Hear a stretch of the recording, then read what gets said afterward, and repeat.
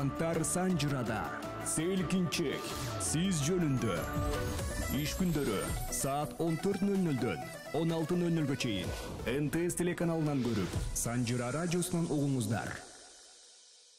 14 saat 23 minutda кутмандуу күнүңүздөр менен ардактуу Санжыра радиосунун жалпы угармандары жана НТС телеканалынын көрөрмандары түз эфирде кайрадан Селкинчек долбоору сиз жөнүндө. Бүгүн биз дагы бир кыргыздын мыкты, таланттуу кызынын жакшы бир чыгармачылык кечесин кылган жатабыз. Сиз болсо катарыбызга кошулуп 57-77-98 сандарына байланышка чыгыңыз. Каалоо тилектериңиз, суроолоруңуз, сунуштарыңыз бар болгон болсо кабыл алууга даярбыз. Эгер сиз жашаган аймакта НТС телеканалын көрсөтпөй жаткан болсо, анда Санжыра радиосунун YouTube каналына баш багып, ал жактан бизди түз эфирде көрсөңүздөр болот. Аты жөнүм Алмагүл Турдалиева, алдыдагы убакыттарда бирге болобуз. Жалпыңыздарды жогоо болууга чакырамын. Селкинчек долбооруна быйыл 10 жыл аралыгында эмне деген гана таланттар келип, күүлөнтүп, ырларын ырдап, сиздердин көңүл борборуңуздарда болгон жок. Мына ошол 10 жыл аралыгында бизге Селкинчек долбоорунун 10 жыл бою күүлөнүшүнө чоң салым кошкон мыкты обондору менен, мыкты ырлары менен, анан дагы келип өзү жандуу үн менен сонун бир жан дүйнөңүздү жыргаткан Санжыра радиосунун эл артисти,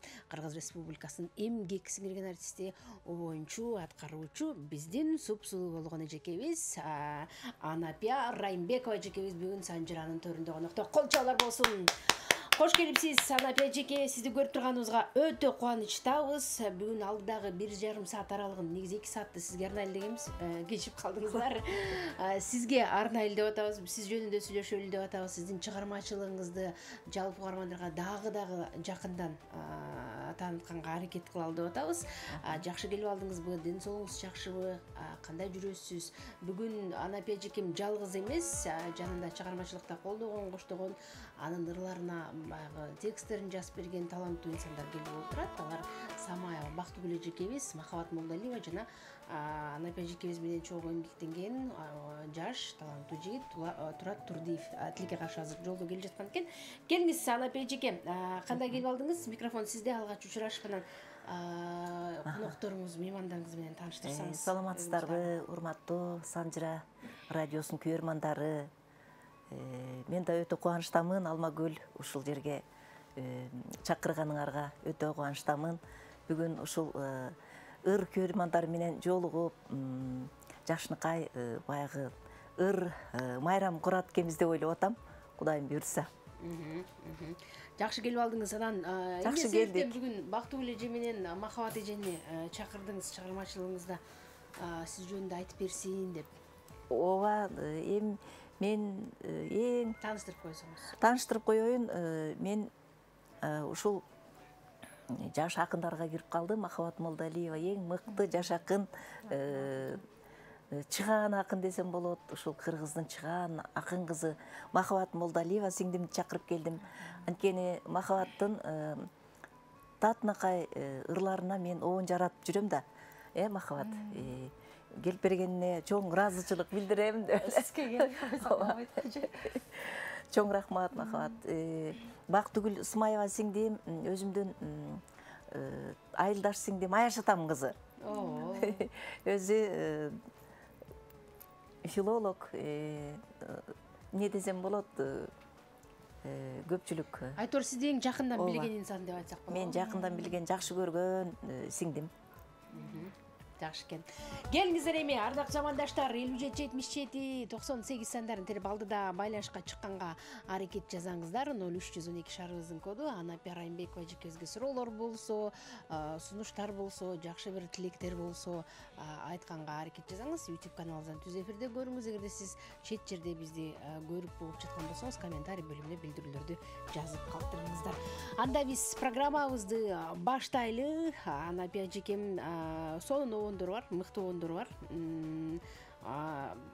Санай берсең абдан көп, Анапия эженин көздөрүндөн тапты жаным, кеже көбөк аткарып жүргөн, жүрөгүм ооруйт дебеңиз, Лира Райымбекова аркылуу жалпы элге таанылган. Бүгүн буга чейин дагы биз Анапия эжекебиздин чыгармачылык кечесин бир эмес бирнече ирет кылып уюштуруп угармандарга тааныштырдык элек. Келиңиз, Анапия эже, сөз баштан болсун. Чыгармачылыкка аралашканыңызга быйыл канча жыл болду? Анан канча жашыңыздан баштап чоң сахнага аттангансыз? Ооба, Алмагүл, Санжыра радиосуна ушул сиздерге канча жыл болду? ошончо жылдан бери эле чакырып келе жатасыңар, эч мындай баягы катардан калтырбайсыңар да, улуубуз, эжекелерибиз деп баарыбызды чакырасыңар, улуу өнөр инсандарын. Сиздерге рахмат. Мен ушу чыгармачылыкка, сахнага, ыйык сахнага келгениме быйыл 40 жыл болот. Ого. Кудайым берсе 40 жыл болот. Ошол чыгармачылык дүйнөгө кирип алып, чыгармачылык менен алектенип келе жатабыз. Баягы тапкан наныбыз да чыгармачылык, ырыскыбыз да чыгармачылык болуп, ушул ыр дүйнөсүнө келатам, Алмагүл. Чоң сахнага канча жашыңызда аттангансыз? Сиздердин үй бүлө баары таланттуу, баары ырдашат дегендей. Сиз канча, 5 жашыңыздабы, 4 жашыңыздабы, 3 жашыңыздабы, же төрөлгөндө эле ырдап чыккансызбы дегендей? Мен чоң сахнага чоңоюп эле калганда чыккам деп эле.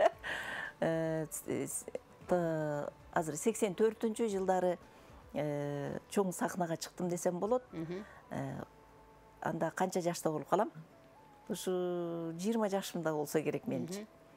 Чоң сахнага ага чейин Токтогулда бирок ырдап жүргөнсүз. Жок, бул жакта эле окуу жайда окучубуз да, эстрадный студияда окучубуз. Анан бизде тиги Атайбек Бөдөшов агай, биздин ушул залкар агаларыбыз, мына композитор эжекебиз Каныкей Эралиева эже экөө бизди кошуп алат эле, ырчы кыздарды чогултуп. Сен жүр деп баарыбызды ошол чоң концерттерине катыштырып, ушинтип бизге баягы өздөрүнүн кеңештерин берип, жол көрсөтүп дегендей чыгармачылыкта. Ошо бизди алгач тарбиялаган ушул Атайбек байке менен Каныкей эжебиз чыгармачылыкка өздөрүнүн Каныкей эженин ырларын ырдап жүрчүбүз убагында. Ошол эң алгачкы чыгармачылык сахнадагы жолду эстесем, ошол Каныкей эже менен Атайбек байкени дайыма эстейм, жүрөгүмдө а кишилер. Обончулук өнөрүңүз ошол эки адамдан таасирленип пайда болду десек болобу, же ага чейин эле да? Жок, ооба. Атайбек байке Каныкей эжеден деле таасирлендим. Мен обончулукка кийинчерээк кайрылып калдым да. 94-95 жылдары кайрылдым да. Алгачкы обонуңуз? Кийинчерээк кайрылып калдым да. Алгачкы обонуңуз кайсы ошондо? Алгачкы обондорум жанагы жүрөгүм ооруйт дебеңиз, Үринса Мамат эженин сөзүнө жазылган.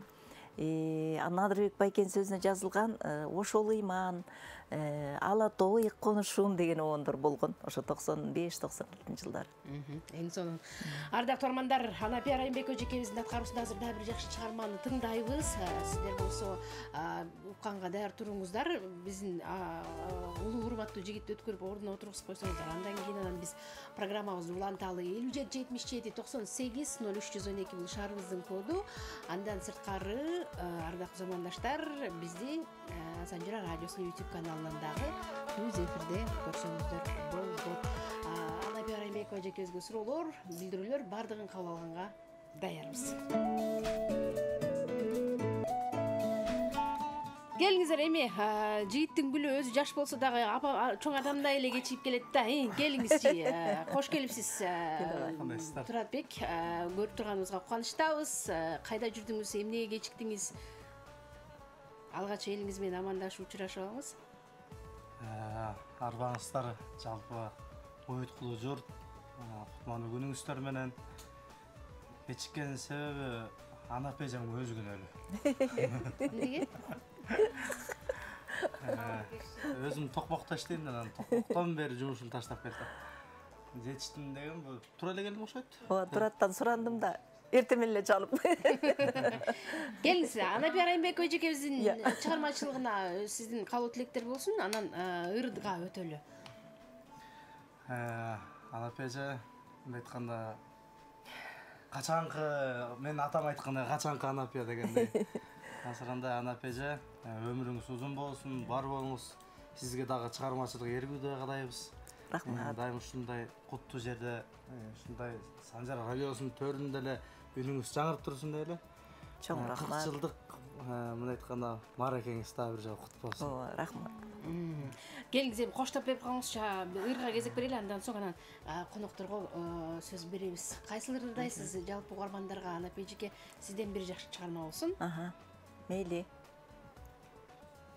Анда эмесе ушул немеле апалар жөнүндө баштагым келип атат да. Жаным апа деген ырымды тап берейин. Ортосун дону берчи. Жаным апа деп аталган ырдын сөзү кимдики эжеке? Лариса Асанбекова эженики сөзү.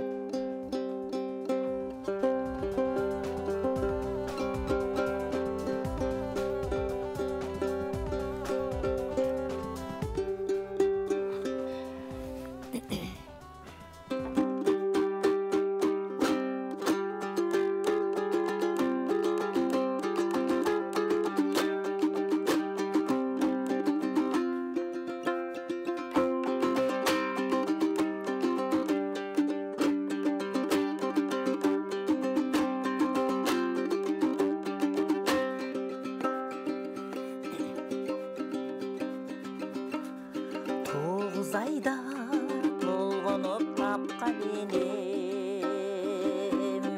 tamağımdın tatlısı mağa gelin talıp bastan jetilip jol görsetip bu jaşoğu gözümdü açkan elim sensin apa sırdaşım jakınım sensin apa kımbatım asılım canım apa bağım apa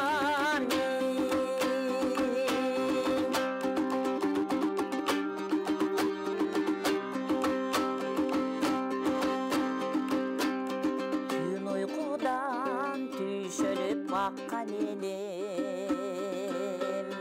hiçbir candı sağa teng tappay gelim günü tünü oylanam asıl apam kan kendimin ak sütün aktar elim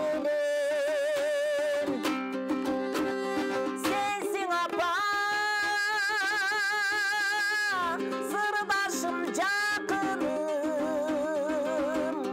sensin apa kımbatım asılım canım apa bağım apa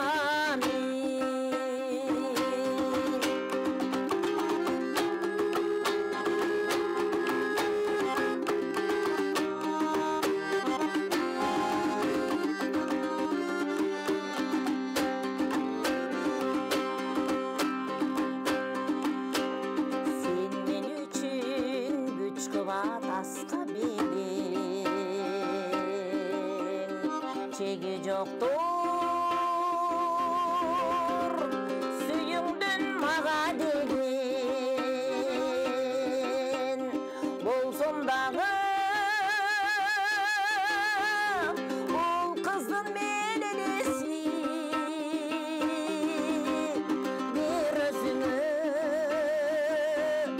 жаш бойдон кала берем sensin apa sırdaşım jakınım sensin apa kımbatım asılım canım apa bağım apa canım apa bağım apa Ey barakelде, ол чағылар сізге азаматсыз бар болыңыз. Анапе Арайымбекова эжекебиздин дауышында керемет чыгармасы жалпы апаларга арналган ыр белек болуп программабызды улап берди. Дауышында Анапе эжекебизге окшогон мыкты таланттар дагы энелер жаркалып келгени чын. Андыктан аларга кандай гана сонун чыгармаларды, ырларды, сөздөрдү арнабай эле азык кылса керек. Келиңиз, Анапе эжеме калуу тилек айтамын, чыгармачылыгына ийгилик каалайм деп келген угарманыбыздын пикирин угуп коелу. Андан соң улантабыз. Саламатсызбы? Келиңиз. Жакшы, ден соолугуң жакшыбы? Баары жакшы, кош келипсиз. Сага ден соолук, күч кубат берсин. Элдин көңүлүн көтөрүп жүрө бер алтыным. Саламатсызбы эже? Саламатсыңарбы? Эже, сизге ден соолук, апа жөнүндө жакшы ырдап кеттиң, жүрөктү оорутуп. Ошо сизге ден соолук, ар дайым бар болуңуз, бир тууганыңыз менен бактылуу болуңуз, ар дайым ден соолугуңуз бийик, ден соолук, темирдей ден соолук каалайм. Өмүрүң узун, бактылуу болуңуз. Ушу Санжирадан уккан апалар аман болсун. Ушу апалардын урматына жакшы ырдап кеттиңиз. Ага күч кубат берсин, ден соолук берсин. Асманыңа чыгып бактылуу болуңуз эже. Бир туугандарыңыз менен аман болуңуз. Рахмат. Чоң рахмат эжеже, биздин угарманыбыз рахмат айтабыз, ыраазычылыгыбызды билдиребиз. Айтылган тилектериңиздин баардыгы кабыл болсун. Мейман бар, саламатсызбы? Жакшыбы, сөзүңүз жакшысызбы? Кош келдиңиз. Кош келдик. Сизге ийгилик каалайм, ден соолук каалайм. Чынар эжекебиз, кандай жүрөсүз? Жакшы жүрөсүзбү? Ден соолугуңуз жакшыбы? Аман эсен бол, бар бол. Рахмат. Эле эсиң тынык болсун, асманың ачык болсун. Бүгүн 3 теректин 3 кызынын Анапия Сулуусу, сулуусу. Саламатсыздарбы? Овон да чыгарат, бир да чыгарат бул Анапия. Ишине ийгилик каалайм, эсине ден соолук каалайм. Ушинтип эле оңондоруң олой берсин, ден соолукта өлө бер. Ушинтип эле эмгектенип жүрө бер. Кыргыздын атак даңкын чыгарып, аман бол, бар бол. Сиңдилериң да аман болсун, бар болсун. Бул жерге келген конокторго дагы кааларым ден соолук, аманчылык, эсенчилик, тынччылык болсун. Бар болойлук. Рахмат. Ак тилегиңизге рахмат. Бар болуңуз. Ыраазычылык билдиребиз, келип туруңуз, байланышкан үчүн. Самара Алымбаева деген колдонуучубуз жазып атат. Саламатсыңарбы? Анапе жердагы ырлардын баары көңүлдү көтөрөт, күнүңүз өчпөсүн, узак өмүр каалайбыз. Биз Москва жергесинде көрүп чыгабыз. Санжира радиосун Москваданбы, Америкаданбы, Кытайданбы, кайда болбосун дүйнө жүзүнөн булуң бурчунан бизди көрсөңүз болот. YouTube каналыбызга башпак, ал жактан видео түрүндө көрө аласыз. Байланышка чыга албай жаткан мекендештер комментарий бөлүмүнө билдирүү калтырганды унутпаңыздар. Мен эми сөзүм кезегин Анапе эжекебиздин жакын сиңдиси Бактыгүл эжеге узаткым келет. Бактыгүл эже, кош келипсиз, көрүп турганыбызга кубанычтабыз. Чыгармачылык тараптан Анапе Арайымбекова баа бериш өтө мүмкүн эмес. Чынында оңдору сонун, үнү андан, ырдаганы 40 жылдан берки кылган кызматы элине, бул маданиятыбызга кошуп аткан чоң салымы, анын артында көптөгөн түйшүк, көптөгөн убакыт, көптөгөн эмгек жатарын жалпыбыз билебиз. Анан мүнөзү ар дайым жумшак, биз билгенден эч кимдин көңүлүн урутпаган, акырын сүйлөп коюп эле ушундай бир чоң эмгектер жасап жүргөн бир кумурскадай болгон эжекебиз бар. Анан Анапе эжекебиздин биз билбеген сырларын Бактыгүл эже айтып береби деп ойлоп атам да. Келиңиз Бактыгүл эже. Сиз канча жашыңыздан бери жакындан таанышсыз? Кандай мүнөздөрү бар биз билбеген? Саламатсыздарбы? Кутмангүл, урматтуу кыргызстандыктар жана жалпы эле ушу Санжира радиосунун угармандары, жалпы эли журтубуз. Рахмат сиздер ушу биздин Кыргыз Республикасынын эмгек сиңирген артисти Анапе Арайымбекова Кадыркуловнанын бүгүн ушундай чыгармачылык кечесине баа берип, дагы бир жолу басым басып, мындай басым берип чакырганыңыздарга чоң рахмат, ыраазычылык билдирем. Курбусу, акын эже катары бизди да чакырып койгонуңуздарга, ишиңиздерге, жалпы сиздердин жетекчиликке жана сиздер иштешип аткан ушул кызматкерлерге ишиңиздерге ийгилик каалайм. Дайыма элдин кызматында боло бериңиздер. Эми Анапе эжем жөнүндө мен болгон баягы айтпай турган нерселерин көшөгөнүн артында айтышым керек. Мындай айтып койсом баарын билип аласыңар да. Сизди айтсын деп атайын чакырып атып анан. Эми эжекемдин эмгеги абдан ушундай бир баа бергис, абдан чоң мен баалайм. бирок биз жакынкы арада буга чейин бир 3 ай мурун биз сахнада 40 жыл жана өзүнө 60 жаш деп биз чыгармачылык кечесин өткөрдүк улуу филармонияда. Жашынакай калың элибиз келип берди. Өтө терең ыраазычылыкты билдирем. Ошол эжемдин ырын, обонун чыгармачылык кечесин жана маданият тармагында ушул эжемдин чыгармачылыгын баалаган биздин инсандарга чоң ыраазычылыгыбызды билдиребиз. Ошол күндө дагы бирок баардыгы баягы сагынып калган экен да, эжекемдин ырларын. Азыркы күнгө чейин эжем ошол кандай күнбү, түнбү ушунчалык сиздер айткандай кичинекей болуп көп ийгиликке жетишип атат деп, ушул Жашынакай өзүнүн мээнети менен ушул ырлары, обондору ушу элге сиңип, маданият тармагында чоң орду бар десем жаңылышпайм. Канча жашыңыздан тааныйсыз сиз эжесиңди катары? Негизи Анапия Райымбекова эжемдин атасы менен менин атам дос болгон да. Биз бала кезибизден айылдашпыз, эже сиңдибиз, замандашпыз. Анан мен кече эле тааныдым десем туура эмес болуп калат. Айылда жүргөндө бала кезиңизде кандай эле? Мүнөзү ушундай эле беле? Эжекем болгон турушу, болгон мүнөзү ушул бала кыялда. Эжекемди эч бир жада калса кумурскага да бир эмеси жок да. Зыяны. Ошондагы мындай өп жыттап кой, ушуга деп обон чыгарайынчы, ушуга деп ырын арнай берейинчи деген. Асангай болду. Кумурскалар карап койсо да ошону ойлонуп туруп калат да. Ушундай жакшы мүнөздөрү бар.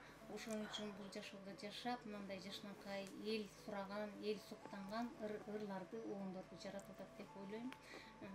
Эми биздин мамлекетибиз баа берип эми ушу эл артистин алып алса деп ойлойм эжеке. Буюрса. Ошого жетишиңиз эми. Калганын баарын эле өзүңүз элге арнап келатасыз. Маданият тармагында чоң ордуңуз бар. Рахмат, айтканыңыз келсин.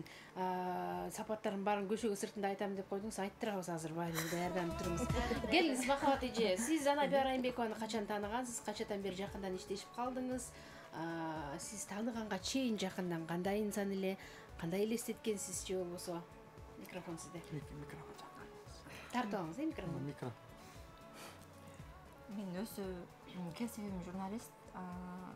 Анан окууну жаңы бүткөн жылдары, ушу 90-жылдары Кыргыз караван деген гезитте иштеп жүргөндө мен Анапия эжеден интервью алганы филармонияга барып ошондон бери тааныйм да. Анапия эжеден, Келдибек агайдан ошо интервью алып, анан Келдибек агай күлдү эле да, эжең аябай сөзмөр эмеспи, эми сүйлөт эжең депчи. Ошондон бери тааныйм эжени. Анан баягы Анапия эжени билбеген кыргыз жокко дейм. Ырларын баарыбыз эле угуп чоңойдук да. Радиолордон. Анан кийин баягы мен өзүм башынан ушу чыгармачылыкка аралашкан адаммын да. Анан кийин Анапия эже менен тыгыз иштешкеним ошол ырларыма обон жаратып калды. Ошондон баштап ого бетер баягы жакындыгыбыз күчөдү, алакабыз дегендейчи. Үй бүлөлүк катыштыгыбыз да болду. Эжени тереңден биле баштадым. Анан чыгармачыл адамдар эми мен баары эмес, айрымдары баягы кичине жоопкерчиликсизирээк болот да. Айткан убакта барам деп коет, бирок келбей коет. Биз деле жеке чыгармачылык кечелерибизди өткөрөбүз да. Ошондо жаш эле кээ бир ырчылар баягы шагыңды сындырып койгон учурлар болот да. Ошончо элди жыйнап, китеп чыгарып, анан чыгармачылык бир акын жазуучуларга, устаттарга отчет берип алайын деп элди чогултуп, анан кийин ошо ырыңды ырдаган ырчыларды чакырсаң келбей коюшат да. Кийинки күндөрү тойду биринчи орунга коюп коюшат да, тоюм бар эле, тияк депчи. Анан Анапия эженин, мен эмнеге муну айтып атам, себеби мен Анапия эженин артыкчылыгын айтып атам да. Анапия эже биринчи орунга сахнаны коет да. Сахнанын ыйыктыгын биринчи орунга коет. Калганы эже үчүн кийинки орунда болуш керек. Эже айткан убакта, айткан саатта, айткан күнү башка ишин жылдырып анан келет да. Ушул адамгерчилиги бийик да эженинчи. Анан мен да бүгүн ошо толгон токой ишимди таштап, кой эжеге кантип барбайын деп анан келдим. Эже өзү терең бир сый урматка татыктуу адам да. Өзү жөнөкөй, жоопкерчиликтүү. Эми чыгармачылыгы жөнүндө сөз жок да. Айтып сөз менен айтып жеткирүү мүмкүн эмес. Кыргызда кыйын экирчи айым болсо ошонун бирөөсү. Эгер төртөө болсо дагы анын бирөөсү да. Анапе эже жөнүндө эми айтылар сөз алды да дагы. Анапе эженин кайсыл чыгармасын кайсы болгонун өзгөчө жакшы көрөсүз? Анапе эженин жана мен өзүмдүн ырларыма чыгарган оончулар көп. Кайрылган оончулар көп, бирок алардын ичинен даба ичим чыкпаган ырлар деле көп да. Анан эженин менин оонума чыгарган баардык эле оондору жагат. Анан мага өзгөчө жакканы жана жүрөгүм ооруйт дебеңиз деген сөзү Орниса Маматованыкі да. Ушул оону чын эле аябай жагат. Өзгөчө, өзгөчө оон да. Эң сонун. Турат, сизгечи, сизге кайсы оон өзгөчө жагат Анапе? Мага көпчүлүк оондорун эжем өзү айтып берген, уккам. Ошо сиз айтканда жүрөгүм ооруйт дебеңиз деген ыр аябай жагат. Бул чыгарманы жаш эле убагыңызда жараткансыз, Анапе эже? Канча жашыңызда? Ооба. Жүрөгүм ооруду эле деп койбойм. 97-98 жылдары чыгаргам бул оонду. Эмнеден таасирлендиңиз? Канча убакытта даяр болду оон? Ал убакта канча жашта экенин деле билбейм деп эле. Ооба, тиги Орниса Маматова эже менен дагы чыгармачылык байланышта болуп, анда балдарым кичинекей, мындай анан үйүнө барып калып эле анан эже экөөбүз сырдашып сүйлөшүп калдык да. Анан кийин мен бир эми неме жөнүндө бир өзүм бир немеми айтып алдым окшойт да, ичимдеги. Кичине сырларымды айтып алдым окшойт. Анан кийин эже болсо мындай баракат эмес, эже бир жөн эле бир немеге картон кагазгачы мындай тетрадта жанында жок экен да, немеде магазинде отурган эже. Магазинде отурган, ал жерде сырдашып отурабыз. Эже ошого жазып эле мага карматты да. Мону деп мынтип берип койду. Анан карасам эле 2 куплет экен. Ошол жүрөгүм ооруйт дебеңиздин 2 куплет экен. Анан ошону алып кеттим, ошол күнү алып кетип, ошол түнү ошол 2 куплет менен ооруп калбадымбы? 2 куплет менен ооруп, анан кийин ошо түнү эле сырларыңызды айтып берген кагазда. Ооба, ошол немемди бияка түшүрүп коюптур дейчи. Анан кийин ошо менен ошо түнү эле чыгып калды окшойт, ошо бир күндө чыккан оон да. Андан кийин эжеге айттым, дагы куплет улаңыз эми деп. Анан кийин 4 куплет кылып булап берген, дагы 2 куплет кошуп. Ал болду, аны өзүм аябай бышырып, аябай таптап, жашнакай кылып өзүм ырдап жүрсөм эле Лира сиңдим Оштон келип калды. Концертибизге келип калды. Анан кийин жаңы оон чыгарым деп эле Дилбар Лира угузсам эле Лира мен ырдайм деп ошо күнү эле алып, ошо күнү эртеси эле радиого жаздырып, ошо бойдон эмеде алтын фондунда сакталып, ошо бойдон. Ооба, Лира комуз менен аткарып элге таркаткан, элге ошо Лиранын аткарышында жетти го деп ойлойм. Эң сонун. Келиңиз эми бул ырды ырдабасак болбойт, андан кийин анан уланталы программабызды. Жүрөгүм ооруйт дебеңиз, окуямды кагазга түшүргөн деп атпайсызбы? Элдин баары азыр ошол окуяңызды уккусу келип атат. Келиңиз, андан соң анан угармандарды катардан кошобуз. Байланышка чыкканга даяр туруңуздар. 57-77-98 сандары кызматтан 0312 шаарыбыздын коду. Анапе Райымбекова эжекебиз Кыргыз Республикасынын эмгек сиңирген артисти, Санжыра радиосунун эл артисти. Ардактуу замандаштар, кабыл тилектер, пикирлер сиздерден күтөлө.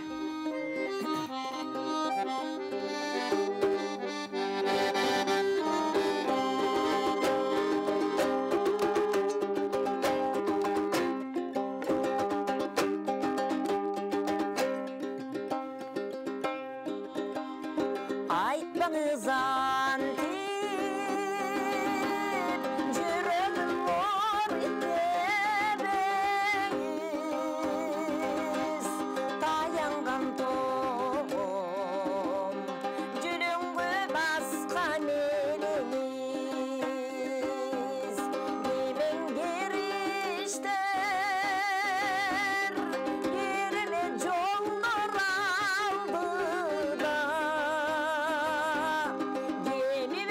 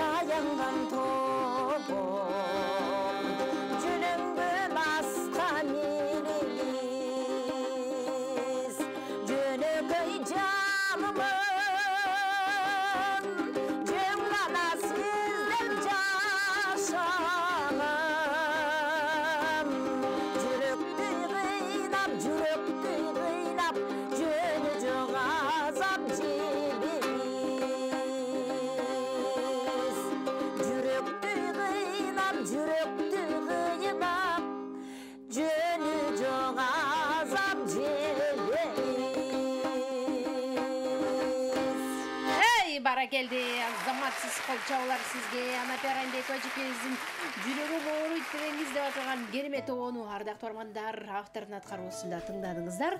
57-77-98 бизде улуу угарманыбыз бар. Саламатсызбы? Алло. Кош келдиңиз. Саламатсыздарбы? Саламатсызбы? Жаркылдаган карындашым. Кандайсыз? Султарыңыз жакшы? Кочкорбой байкем, кош келипсиз. Сизге бардык ушу айтылган кабыл тилектер баталар насип кылсын. Рахмат чоң. Бизге рахат алдырып берип атасыз, укмуш, таланттуу ырчыларды алып келип. Мен Райым Анапе эжекейди студент кезден бери тааныйм. Бирок өңүн көргөн эмесмин. Укчулек, үч кыз деп. Ушу угуп аябай суктанып, рахат алып угуп жүрөбүз ырларын. Аябай жакшы ырдайт. Мен каларым чың ден соолук, дагы чыгармачылык ийгиликте жаралсын. Эл ырчысы болсун. Эки сиңдисине да чыгармачылык ийгилик каалап кетем. Анан бүгүнкү коштоочуларга ден соолук, чыгармачылык ийгилик. Сизге тынык эфир карындашым. Бар болуңуз, чоң рахмат. Ыраазычылык билдирели сизге дагы келип туруңуз. 57-77-98 сандар кызматта кийинки мейман бар байланышып жаткан. Саламатсызбы? Алло. Кош келдиңиз. Алмаз, сен иштесиңби? Түз эфирдебиз, сизди угуп атабыз. Саламатсызбы? Алмаз, биз пенсионерлер 12 киши отуруп 30 кылып отурабыз. Анан силерди телевизорду карап отуруп чай ичип отурабыз. Анан Алмаз, сен ошо келген кишилердин баардыгын ырдап сал.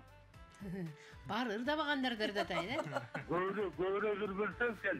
Алар дапта бегиресин бизге кереги жок. Ал качан баштаган? Рахмат ага, байланышкан үчүн ыраазычылык билдиребиз. Элкинчек долбоорунда 10 жыл бою 2 саат бою ырдап келгенбиз. Андыктан чыгармачылыгы тууралуу азын-эле сөз кылып, сөз менен ырдап болгону кандай жакшы. Келип туруңуз, ыйрыккуңуз келсе, Санжыра радиосун 24 саат бою уксаңыз, сонун ырларды, мыкты ырлардын топтомун уга аласыз. Саламатсызбы?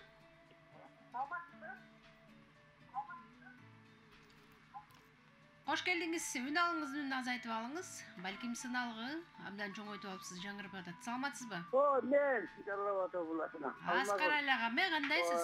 Нак көзү. Кош келдиңиз. Денсаулыгыңа чың болсун, ырчылар бардык Анапе эжекебиз. Бардык ошол жерде отургандардын чыгармачылыктары көркүндөй берсин, эл алдында жаркылдап урдай берсин дейм. Айтканыңыз. Бу адамдын окуганы, автобиографиясы керек. Баакта калайтты, нуга капоолуп, көңүл бурбаңыздар. Урдай бергиле, биягында кайта бергиле. Рахмат. Алда керек. Качан башталган, кандай окуган, буларда билгенибиз жакшы. Бу Санжыра бизге сабак болуп атат. Билбегенди билип, укпаганды угуп, тарбиясы өзгөрүп атат. Чын айтсам, шунчалык радиого берилип. Чоң рахмат. Бар болуңуз, Аскар Али агам, байланышкан үчүн ыраазычылык билдиремин. Пикириңиз үчүн рахмат айтамын. Рая Мусаева деген колдонуучубуз, кутмандуу күнүңөр менен ден соолук каалайбыз, сунук эфир каалайбыз. Бүгүн дагы биз аябай сүйүп уккан эжекебиз келиптир. Анапе эже, талантыңызга таазим, бар болуңуз деген экен. Кийинкиси мен урматтап сыйлаган 3 теректин 3 жылдызынын улуусу Анапянын күнү экен. Ийгилик, ден соолук каалайм, талантына таазим, Панфилов районунун Кайыңгы шаарчасынан деген экен. Гүлмира Жунусова деген колдонуучу, саламатсыңарбы, кандай сонун берүү, Райымбек балар азаматсыңар, биз үчүн чоң сыймыксыңар дейт. Кыргыз үчүн силерге чоң ийгиликтер, үнүңөр өчпөсүн, бар болгула деп билдирүүсүн жазып калдырган экен. Угарман бар, саламатсызбы? Саламатсыздар менен. Рахмат, Каймет мырза, кандайсыз? Оштон чалдыңыз, Ооба. Биринчиден эфириңер конок болсуңар, Райым. Бүгүн дагы жалпы таланттуулар келиптир. Биринчиден эфириңер конок болсун. Анан жалпы угармандарга жалпы сөз кылам. Анын иштерек бийиккүбүз деп легенда болуп калган эми Кыргызстан үчүн. Кыргыз ырчылары менен дегенде, анан биринчи баштаган эжеке чыгармачылык ийгилик, ден соолук эжеке. Ошол эстаптандан бери угабыз.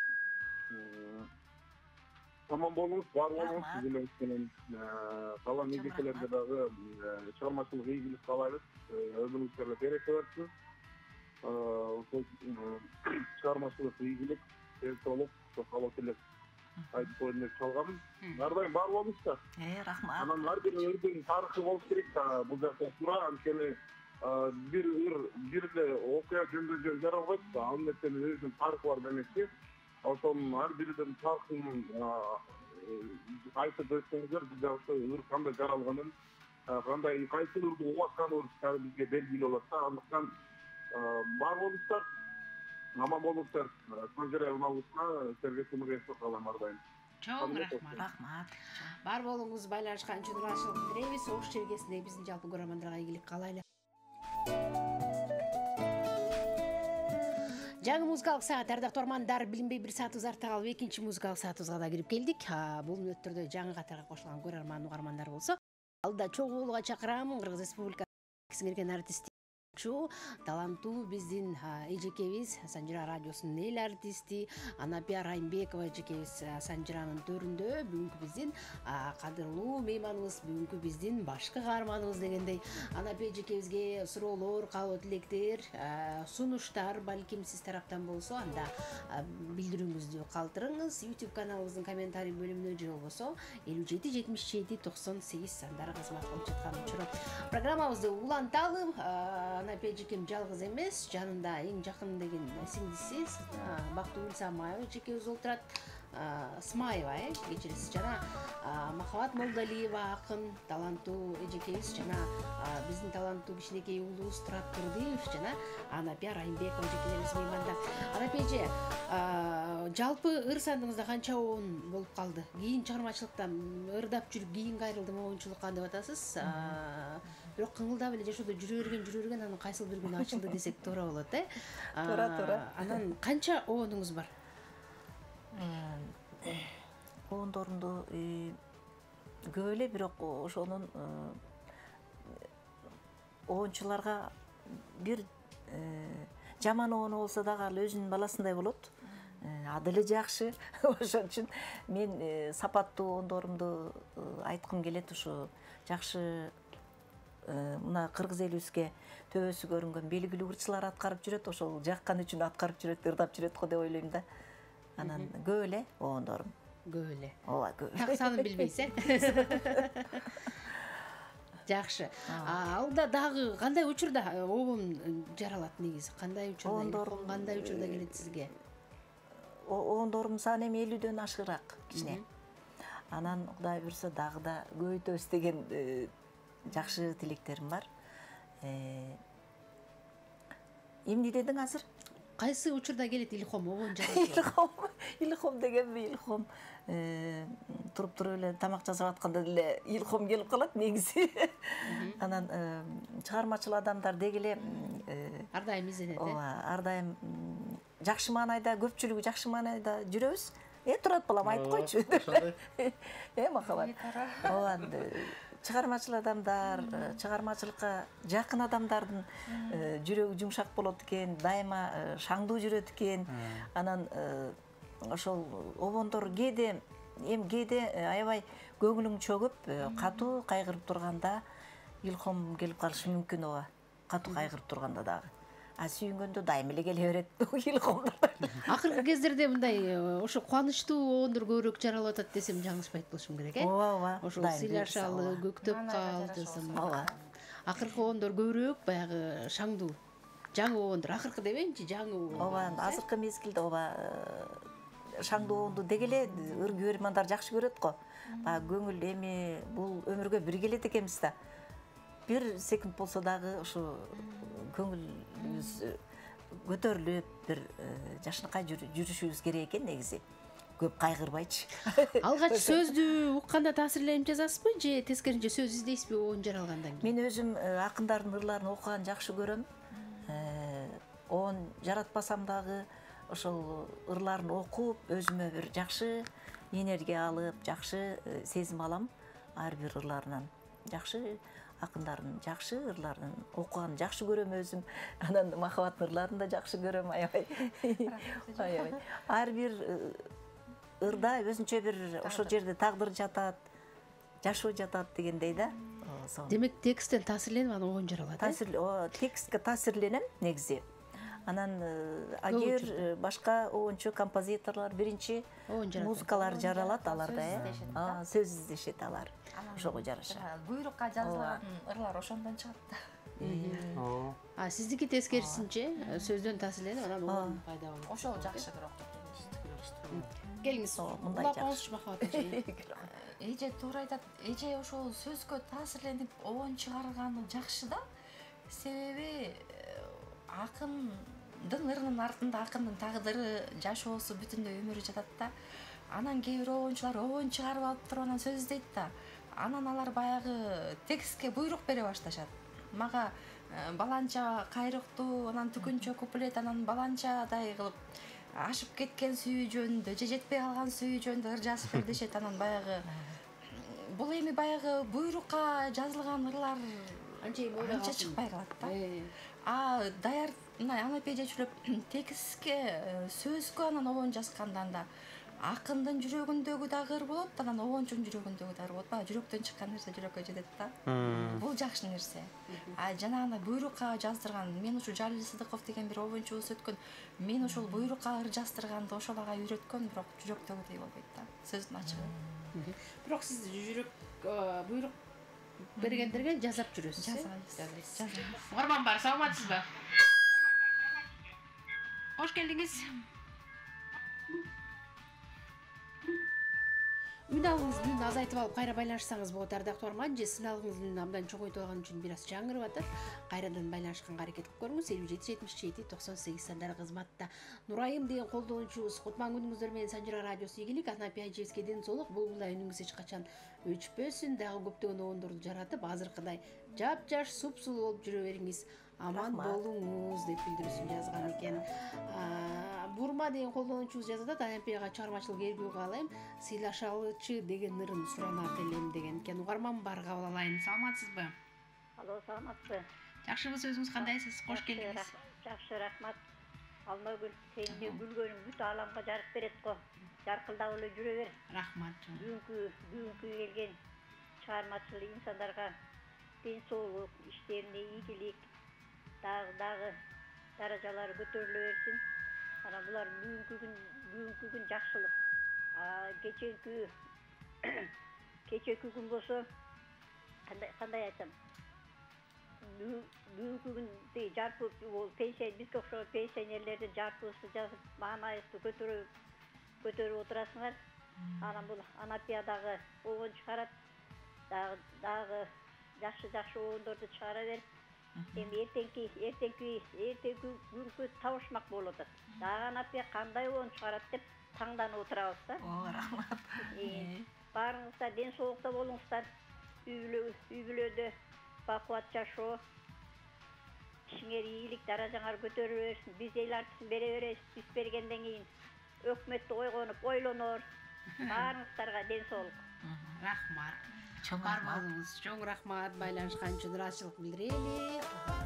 Жакшы сөзүңүз менен кубантып койсоңуз, биз кубанып калабыз. Албетте, элдин берген намынан өткөн нам жок да, Анапе эже. Эң башкысы элиңиз жакшы көрөт, урматтайт, сыйлайт.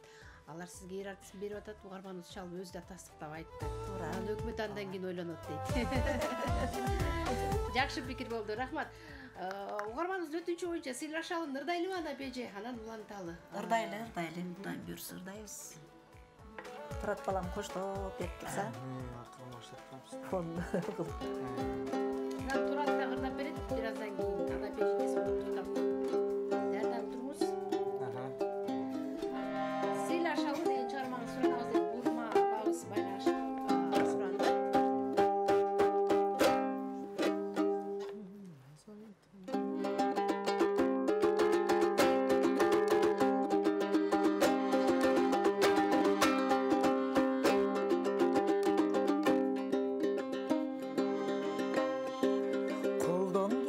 Жаман тилди азайтып,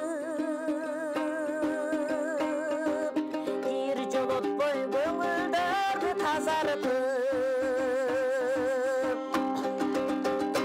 жакшы сөздү сенден угуп мен сүйлөп, жашайлычы жан дүнөнү жашартып,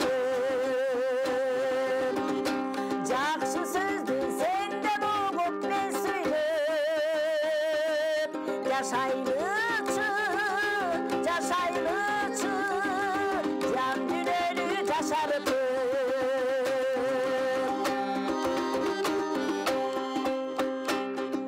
сүйө билип сүйдүрө да билүүгө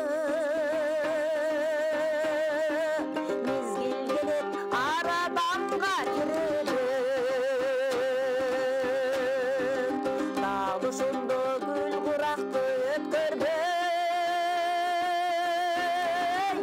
эмне жетсин кадырлашып жүрөм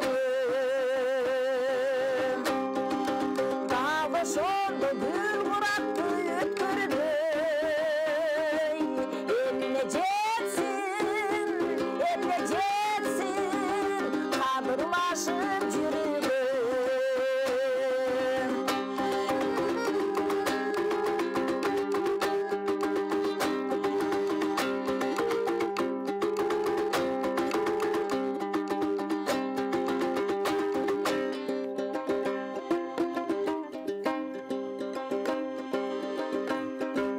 мен аяйын сен да мени аяғым мен жүрейін сен да мени таяғым сені сыйласаң менден деле кетпестир мен да сени ардактоого даярмын sen сыйласаң менден деле кетпестир мен да сени ардактоого даярмын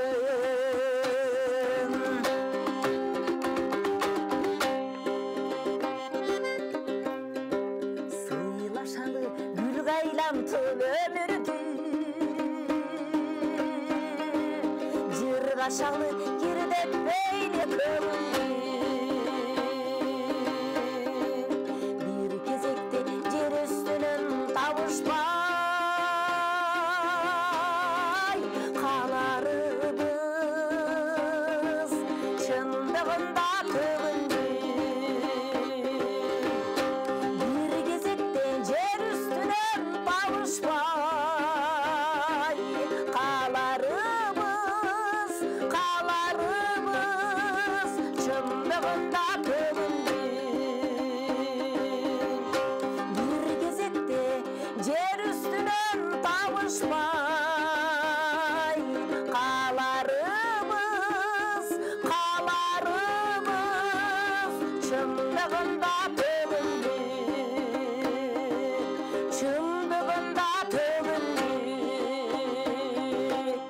Эй, баракелде, кол чабуулар сизге. Үйүңүзгө береке, бар болуңуз. Угармандар айтмакчы ушундай жапжаш супсулуу болуп ушундай сонун керемет ырларды аткарып жүрө бериңиз. Өтүнүч боюнча угарманыбыз Бурма апабыздын суранычы менен Анапия Райымбекова эжекебиздин обону сыйлашалы деп аталган керемет обонун авторун аткаруусунда тыңдадык. Мейман бар, саламатсызбы? Жакшыбыз, кош келдиңиз. Рахмат чоң.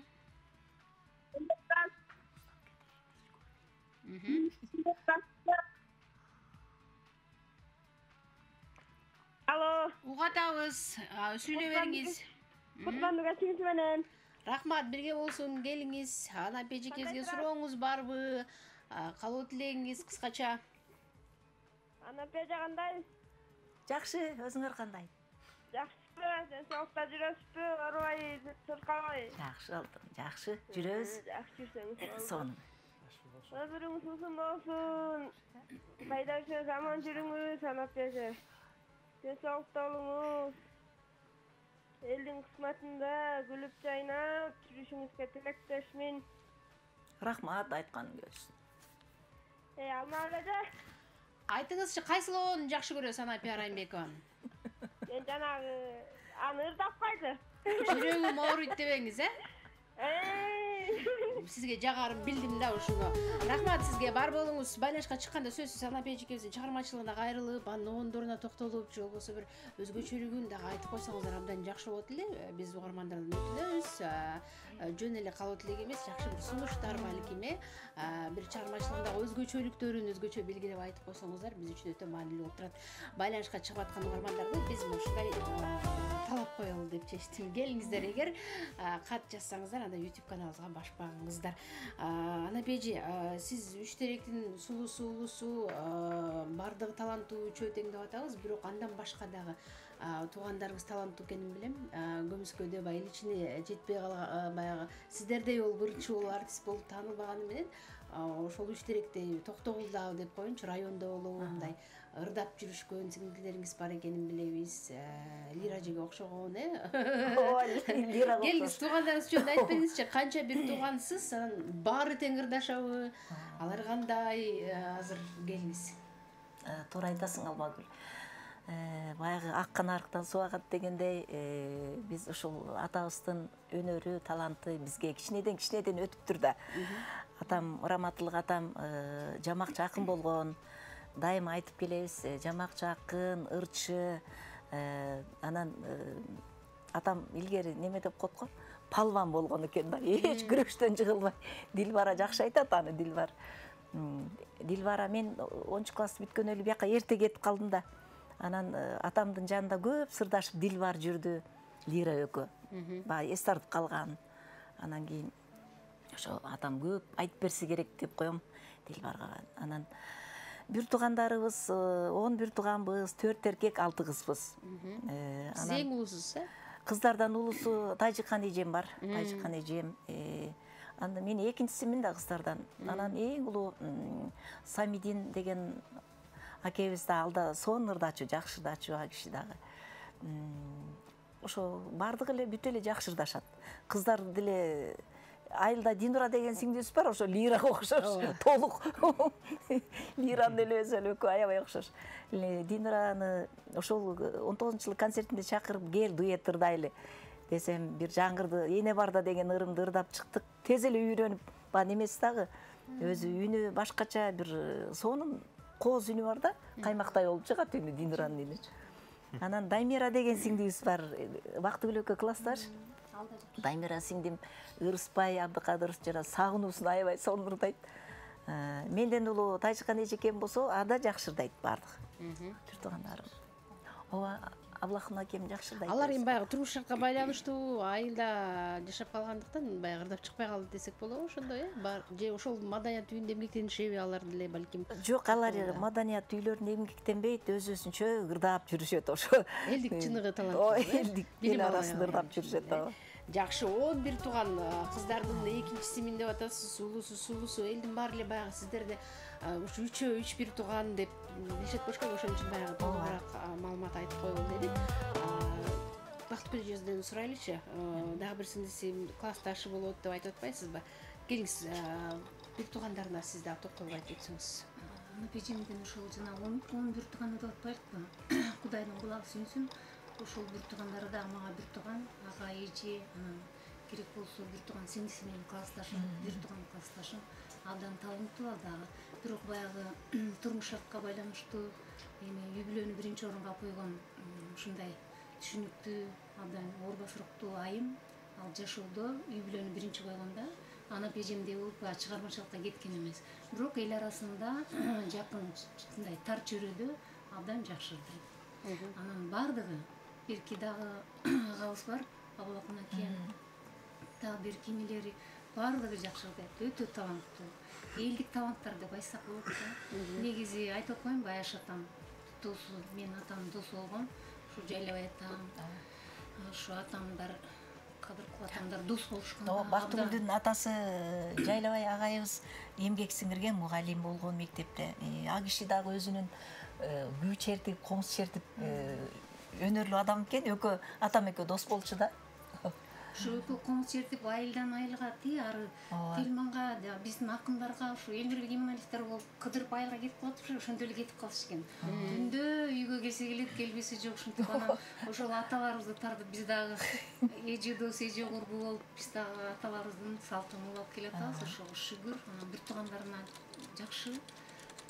Баягы чыкпаса дагы эжемдердей болуп элдин ичинде, айылдын ичинде өздөрүнүн жакшы таланттары. Бактыгүлөбүз да жакшырдайт. Жакшы. Анапия эжекебиз ошол Лира эжекебизге жол көрсөтүп, Дилбара эжекебизге жол көрсөтүп, алардын чыгармачылыгынын өсүшүнө чоң жардам берген улусу катары десек дагы жакшы болчу да. Анапия эже, канча жашыңызда филармонияга келип кирдиңиз? Канча жыл эмгектендиңиз филармонияда азыр? Канча жыл иштеп жатасыз? Филармонияга баягы ошол ата-энем үйдө жардам бере турган эң улуу мен болуп айылда 2 жыл жүрүп калдым. Анан 20 жашымда келдим бул жерге. 20 жашымда келип, улуу устатыбыз Улук мырза Болотов агайдан эң алгачкы окуучуларынан болобуз, шакирттеринен болобуз. Апас Жайнаков, раматылык, Алина Жетигенова, мен, Айтбек Атамкулова баарыбыз агайдан окудук да. Ошол жылдары. Анан окугандан кийин жумушка канча жашыңызда кабыл алдыңыз? Жумушка 86-жылы ошол Улук мырза агайым өзү Карамолдо Орозовдун академиялык эл аспаптарында ырчы солист экен да, ал жерде ошол залкарлар иштечү да. Эрмек Мойдунов, Улук мырза агай, Зейнеп Шакеева эже, Гүлмайра Момушева баардыгы ошол чогуу оркестрдин солисти болуп эмгектенишет экен. Анарбек Ибраев агай, аялы Тамара Исабекова, Майрам Дүйшекеева ушулар менен эң жашырчу болуп мен иштеп калбадымбы? Аябай бактылуу экем деп ойлойм ошондо. Анан аларды студияда окуп жүргөндө жандарынан көрүптүм эле.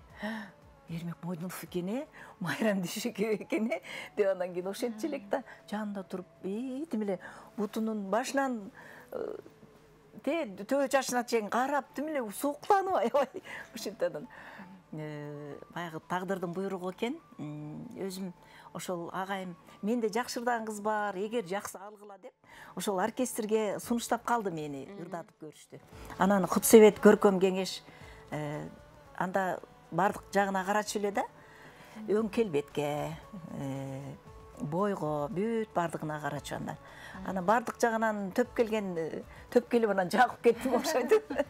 Анан тиги ал кезде Карамолдо Орозов атындагы эл аспаптар оркестринин главный башкы дирижеру, Кыргыз Республикасынын эл артисти, композитор, дирижер агайыбыз Төлөгөн Тумутоев агайыбыз иштеп өтүп кеткен да, раматылык агайыбыз мени кызым жагып атасың деп анан мени кабыл алышкан.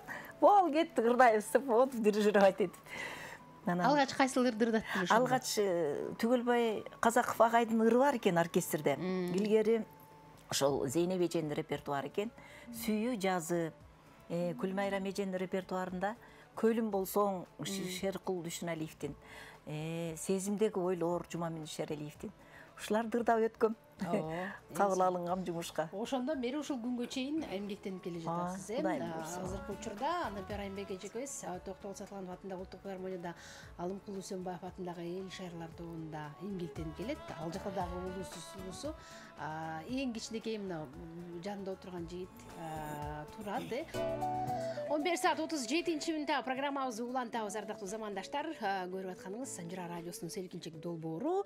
Кыргыз Республикасынын эмгек сиңирген артисти, оюнчу, аткаруучу, суп-сулуу, баарыңыздар ашык болуп аткан эртеден бери Анапия Райымбекова эжекебиз бүгүн студиябызда конокто. Азыр Анапия эжекемдин сол тарабында отурган таланттуу жигитке кезек берейинчи. Айтат го баягы айтса ушу жаштар айтсын дегенде эжекемдин жөнүндө качан таанышкансыз турат? Анапия эжекебиздин чыгармачылыгын жакшы билет болушуңуз керек. Сиз дагы баягы чыгармачыл дүйнөгө жакын болуп окууну бүтүп ушул эжекелердей болсом экен деген изги тилек менен баягы кыргызга кызмат кылайын деп фильм алдыңыз да, туурабы? Анан Анапия эжекемдин чыгармачылыгын качан тааныгансыз? Өзүн жакындан качан тааныгансыз? Качан кезиккенсиз? Жакшы суроо бердиңиз. Мен Элмирбек Иманалиев агайдын колунда окуп жүргөндө ошондо филармониянын эң алгач эжемди көргөм. Ошондо 4-этаждан болуш керек эле. Ошондо эл шаарлар тобу 4-этажда болчу анда. Андан кийин 4-этажда. Баягы сары шляпасы бар экен. Анан кычырап кийинген, ушул жашыл кийим аябай жакшы окшойт деп коеюн. Ошол кийимди ошо эчак эле көргөм да. Анан ошентип сурап калдым. Анан мен деле баягы анда чыгармачылыкка жаңы кирип атсам кичинекей балам, анан кийин сурадым да, моякта бир шляпачы жашыл кийим өткөн кийимчен өттү эле, ошол кийим десем Элмирбек ага айтып калды. Ал деген Анапия Райымбекова деген эжебиз болот. Мен эжем. Мен Токтогулдан болот. Жакшы турбайбы десем. Бул 3 ырдашат. 3 теректин 3 кызы деп чыгышат. Дагы Лире деген эжең бар, Дилбархан деген эжең бар деп калышты. Деп анан кийин баягы эми ошондо тааныгам да. Анан кийин мен искусство университетке тапшырып, анан 2-курстан баштап баягы сиз айткандай той кызыгатына чыга баштадык да. Эми жан багыш керек экен. Анан тамада болуп жүрсөм эле бир кыз узатуу болуш керек эле. Ошол тамада болуп атсам Анапия эжем келип калды. Кандайсың Анапия эже, жакшысызбы десем, күчүгүм кандайсың? Жакшысыңбы деп.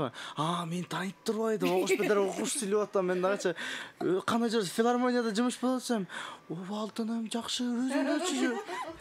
Мени эжем эле сонун киши турбайбы деп окуш бетер сүйүп калып. Анан кийин сонун адам турбайбы? Башка бирөө келсе, кандайсың эже десең, жакшы демек да. Жакшы күчүгүм, ана той кандай болот? Анан беркинде кыстырмай чыгып алсага деген. Бардык ал жайыңызды сурап, Анан жакшы деп аябай сонун эже турбайбы да. Анан кийин алгач ошондо тааныштым болуш керек. Анан кийин аралыгыбыз 3 жылга созулуп кетти, жолукпай калдык тойлордон деле. Анан акыркы жолу кайсы? Акыркы жолу эми мен айтып берейин. Бул жайында эле болуш керек же жазында бир ресторанда мен кыз киргизүү, өзүм авторскырым бар го, кыз узатуу. Ошо менен киргизүү аземин жасайын деп атсам эле бир шуулдаган жигит келип калды. Кандайсың Анапия эже деп эле шуулдайт, мен тура тааныбай калып турдум. Анан кийин мынтип эле ырдаган келдим деп калдың, Анан тамада башка болчу. Анан бир маал деле мен өзүмдүн сценариym боюнча көнүп калгам да, кызды бийчилер менен киргизем. Биринчи тамада күйөө баланы чакырып алат. Күйөө баланы чакырып төргө тургузуп коет, жүгүндүрүп туруп. Андан кийин мен анан кызымды бийчилердин ортосуна алып алып анан өзүм киргизем. Бир маал деле сценариym бузулуп кетти. Эмне болду? Бузулуп кетти да. Анан бир маал деле карасам эле турат. Тиги немени киргизип баратат, күйөө баланы киргизип баратат. Анан деп анан түшүнүп, мен киргизип койдум эже деп коет. Анан сиз киргизе бериңиз эми деп. Ошентип анан ошо 3 жыл көрүшпөй калып, андан кийин анан ошо жазында көрүштүк окшойт. Анан жайында биз отпускадабыз дедим. Андан кийин эле анан неме эже жумушка кирейин дедим беле деп калды. Ой, кел бизге бир жаш жигит керек, өнөрлүү жигит керек деп анан кийин отпускадан кийин алып калдык Туратты. Бардык жактан талант бар. Акын десең акын, ырчы десең ырчы, тамада десең тамада, сөзмөр. Ооба. Анчалык деле эмеспиз эми. Эптеп септеп, жертеп сеп, бирөөнү жектеп, бирөөнү беттеп коюп жүрөбүз дагы. Анан ошентип Анапия эжем коллективде эң жашыбыз, эң тапаныбыз деп тапаныбыз ушул. Тапан анан кийин чай куйгучу. Ушул айта берет, чай куям деп эле. Анапия эжем келер менен 15 курска кофе ичет. Жумушка барганда иш барбайсыңбы? Мен ошакта иштейм, аябай жакшы иштейм. 2 жаш кызыбыз бар да. Алар келбей калганда турат бизге чай берет, кофе берет. Барап чай кайнатам, багам. Ушулардын батасын алыш керек да. Чай куйсам да бул. Дагы 2 жыл, 3 жыл ошентесиз, Кудай буйрса. Өмүр бою деле ошончо секилет, анан эч ким эмес. Анан Анапия эжем биздин бир чети менен апам, бир чети менен эжем. Анан өзү апамдай көрөм. Ошол апабыз болсо сахнага чыкканы 40 жыл болсо, Мен филармония иштегеним эле 40 эле күн болду. 40 күн болду. Анан ансыргандай ошо эжемдин оондорун угуп жүрөбүз, эжемдин өзүн таанып жүрөбүз. Ушундай улуу залкар, мындай чоң айымдардан чыккан оончуга кезигип, замандаш болуп, тамакташ болуп, ырдасак жамакташ болуп, жакшылыкта тилектеш болуп, мындай айтканда аттан түшүп тизелеш болуп турганыма 1000 мертебе Кудайга шүгүр. Жана ойлоп көрсөм, мен эле бактылуу жигит экенмин. Ушундай суп-сулушка эжемди көрүп, ушундай бейнесине келип отурган. Эми эжеме мен куттуктап бир ырдап берейин, а? Жакшы болот, келиңиз. Кайсыл ырдайсыз? Анап эжем огондоруна кайрыла элексиз негизисиз, Кайрылып огондоруна да ырдап жүрүңүз, Ырдап, анан эмки чыгарылыштарда ошо Анап эжеке өзүнүн огондорунан ырдап бересиз. Баса. Ошол жерден убадаңды берем. Жакшы огондор бар, толтура бер. Анап эжем бир огону бар. Мындай ашыктык арман, ами ашыктыгыр, ашыктыгыр, мындай көлөмдүү ашыктыгырлар деп коебу. Ансыргандай ошо Анап эжемдикин иштеп атабыз, буюрсам чыгып калар. Эми мен Энекем деген чыгарма ырдап берейин, Чубаксыз тайга калсын. Бали келиңиз. Апам үчүн болсунчу. Рахмат.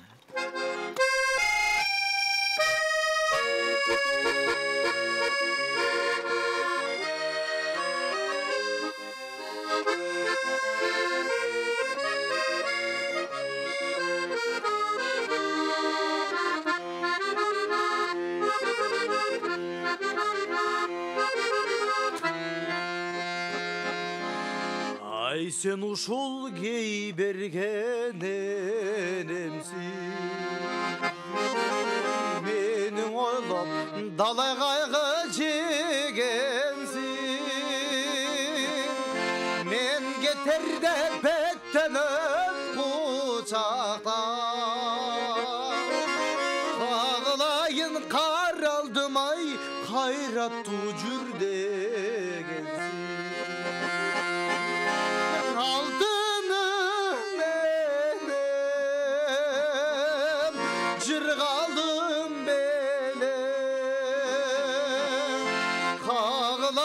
Karaldım-ay kayrattуу жүр дегенсиң.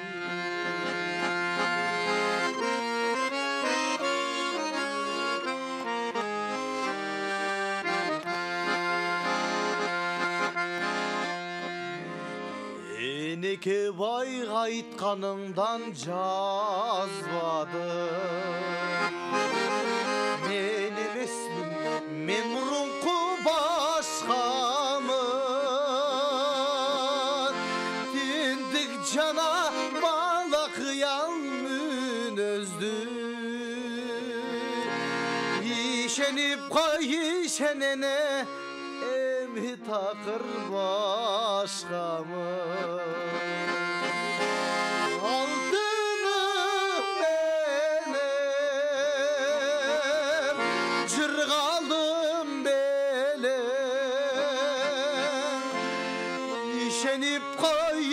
Senene tentegimdi taşladım, işenip koy senene, emi takır başkamın, ay başkamın.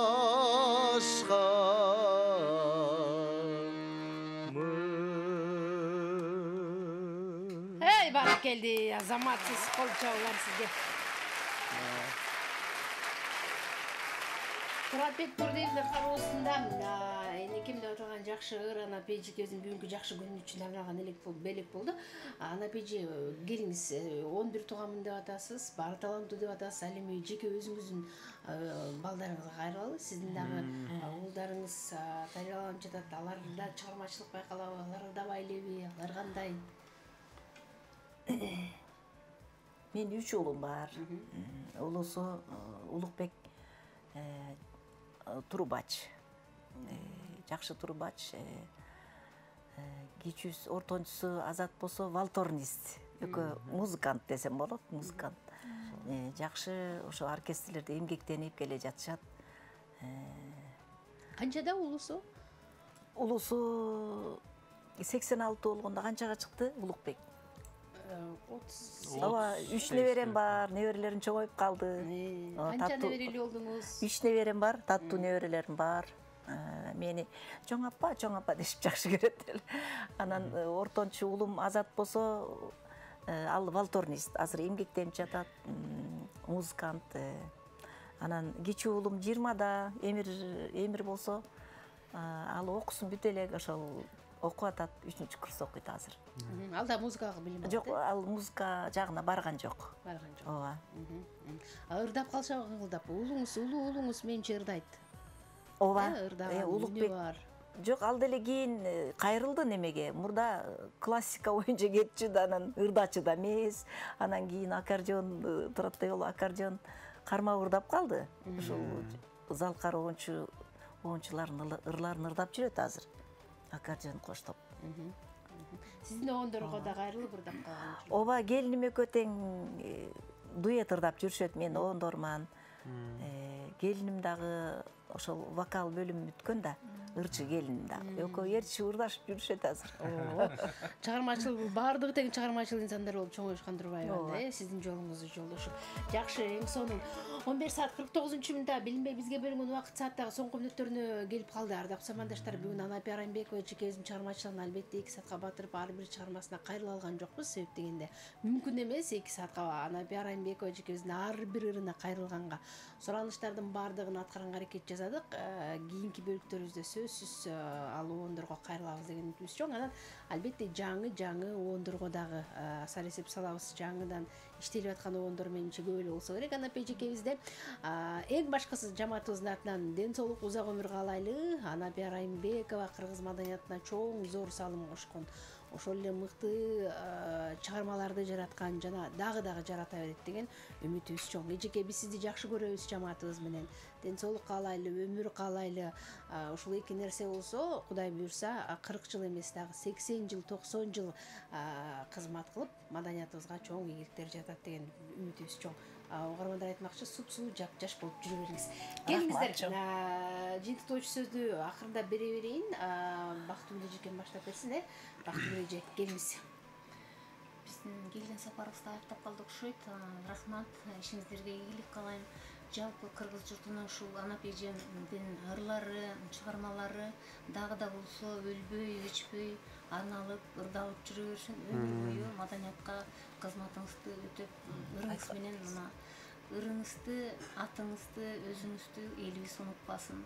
Элибизге ийгилик каалайм, элибизге амандык каалайм, биздин кыргыз журтубузга тынччылык каалайм. Бардыгыңыздарга, ишиңиздерге ийгилик. Чоң рахмат. Чоң рахмат. Келиңиз, Махабат эже.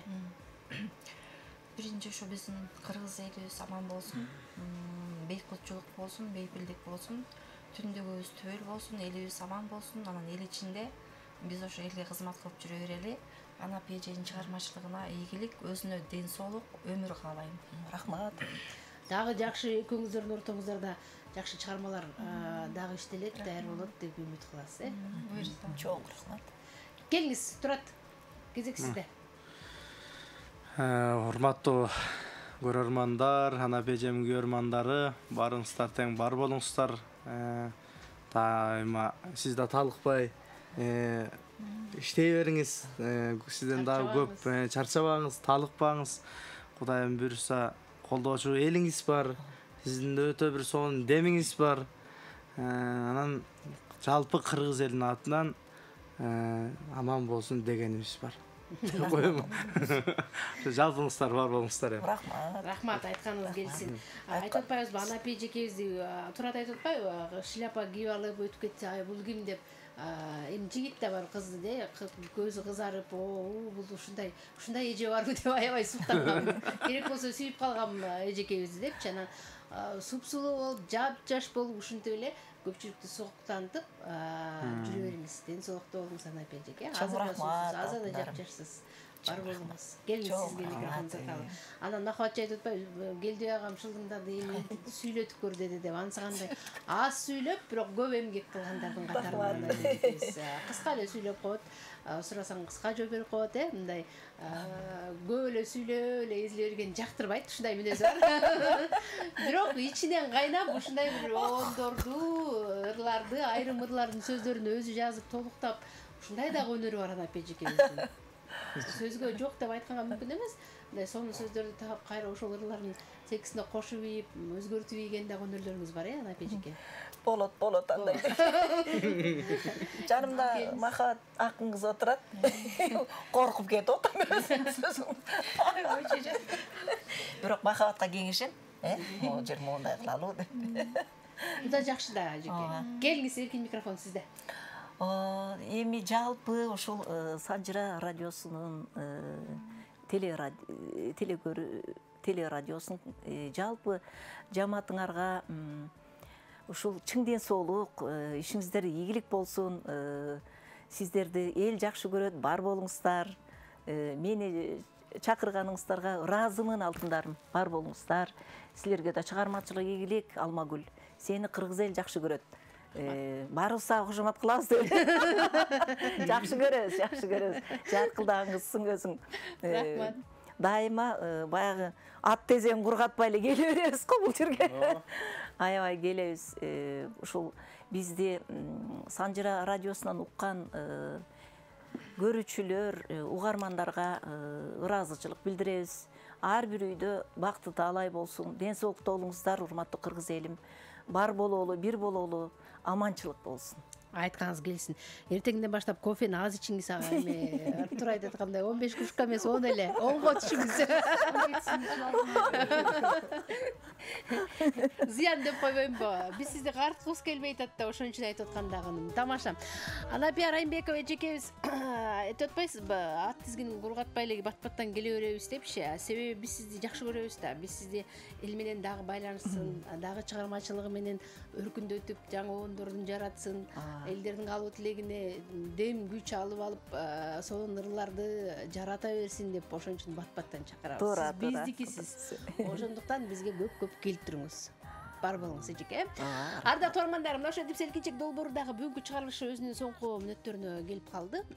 Билинбей, бул саатыбызды жыйынтыктайбыз. Жаңы музыкалык саатта кесиптештерим жаңылыктар топтому менен тааныштырат. Санжыра радиосу 24 саат бою сиздерге кызмат кылмакчы.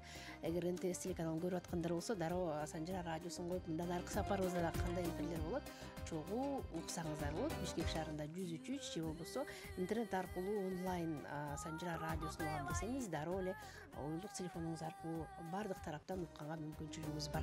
Аты жөнүм Алмагүл Турдалиева, сиздер менен бүгүн эсебе менен коштошом. Кудайым буйрса, эртең кайрадан амандашканча жакшы туруңуздар.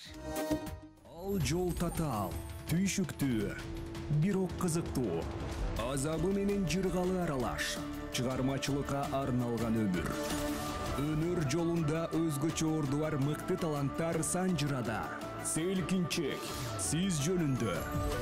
Иш күндөрү саат 14:00-дөн 16:00-га чейин НТС телеканалынан көрүп, Санжыра радиосунан угуңуздар.